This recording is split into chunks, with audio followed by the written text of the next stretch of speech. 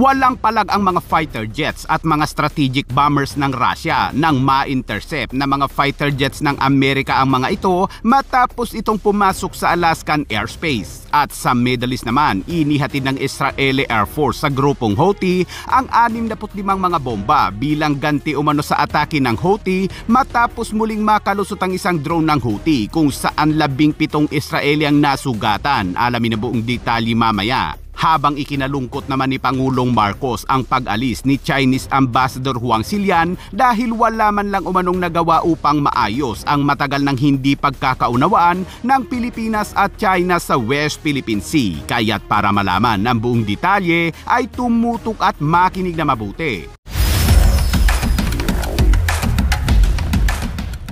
Habang patuloy na nahaharap sa giyera ang Russia, abay naglabas ng footage ang Russian Ministry of Defense ng kanilang long-range strategic bombers na Tu-95MS na nagsasagawa ng exercise kasama ang mga fighter jets nito na Su-35 at Su-30 sa itaas ng Bering Strait. Ngunit sa isang payag, sinabi ng North American Aerospace Defense Command o NORAD na lumagpas sa mga aircraft ng Russia sa kanilang area at pumasok ito sa Alaskan Air Defense Identification Zone o ADIZ. Kaya naman agad na nag-deploy ang NORAD ng mga F-16 fighter jets at iba pang mga assets nito upang harangin umano ang mga bombers at fighter jets ng Russia. Hindi nabanggit kung ilang mga fighter jets ang idineploy ng Amerika pero naharang at binuntutan umano ng mga fighter jets ng Amerika ang dalawang strategic bombers at mga fighter jets ng Russia palabas sa ADIZ. Sinabi naman ng Russian Ambassador na si Alexei Meskov na sakaling mayroon umanong bumagsak sa kanilang mga fighter jets ay asahan umanong magkakaroon ng panibagong giyera.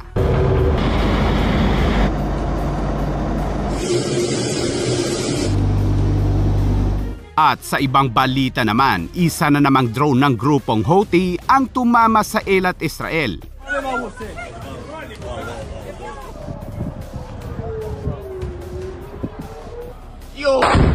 Base sa report ay na-intercept umano ng Iron Dome ng Israel ang mga ballistic missiles ng Houthi maliban sa isang drone na ito. Sa pagtama ng drone ay 17 umano ang nasugatan at 2 sa mga ito ang nasa seryosong kondisyon. At dahil dyan, ang Israel ay kaagad na naglunsad ng precision strike sa Yemen bilang ganti umano sa ginawang ito ng Houthi. Ipinakita ng Israel ang pag-alis ng kanilang mga fighter jets at base sa pahayag ng IDF ay 15 fighter jets ang nag-participate sa nasabing atake.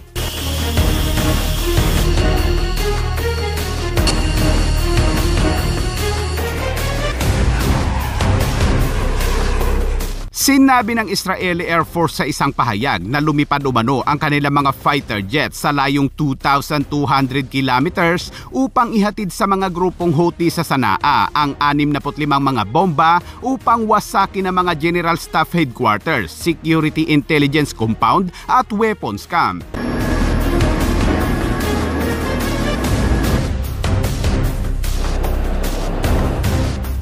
Matapos ang atake niya ng Israeli Air Force ay iniulat ng isang state media na nasa 50 umano ang nasawi sa atake pero sa inilabas na pahayag naman ng grupong Houthi ay puro umano sibilyan ang nasawi sa atake ng Israel. Pero tugon ng Israel sa isang post, reach, precision, resolve, message sent. Sa isang speech naman sa UN, sinabi ni Israeli Prime Minister Benjamin Netanyahu, half the Houthi leadership in Yemen gone. Yahya Sinwar in Gaza, gone. Hassan Nasrallah in Lebanon, gone. The Assad regime in Syria, gone. Those militias in Iraq, well, they're still deterred. And their leaders, if they attack Israel, will also be gone. And for Iran's top military commanders and its top atomic bomb scientists, well, they're gone too.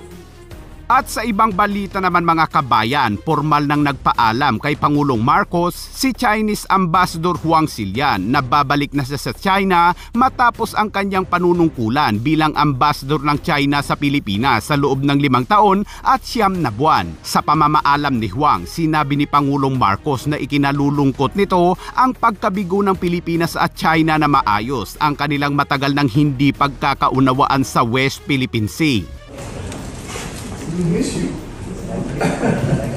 Si Huang Xilian ay dumating sa bansa noong December 2019 sa panahon ng Administrasyong Duterte at umabot ito sa Administrasyong Marcos. Mahigpit na ipinagtanggol ni Huang ang labag sa batas na pag-aangkin ng teritoryo at agresibong taktika ng China habang pinapayuhan ang Pilipinas sa mga mereto ng bilateral na dialogo na tila ba hindi China ang pangunahing agitator. Balikan natin noong 2023 na minaliit ni Huang Xilian ang paggamit ng China Coast Guard ng isang military-grade laser sa barko ng Philippine Coast Guard na nagdulot ng pansamantalang pagkabulag sa mga crew ng Philippine Coast Guard. Pero sinabi ni Huang na ordinaryong laser lamang umano ito na nabibili sa Shopee o Lazada. At noong 2023 pa rin ay nagpahiwatig si Huang Xilian ng mga potensyal na epekto para sa mga OFW sa Taiwan sakaling magbigay ng suporta ang Pilipinas sa Taiwan.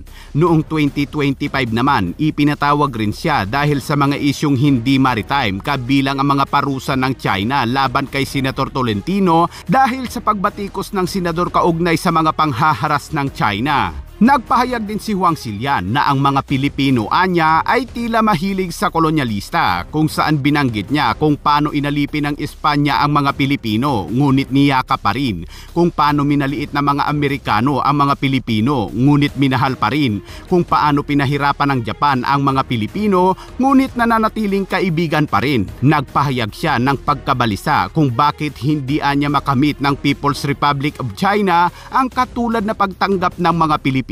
Abay nagtataka pa kung bakit mga kabayan.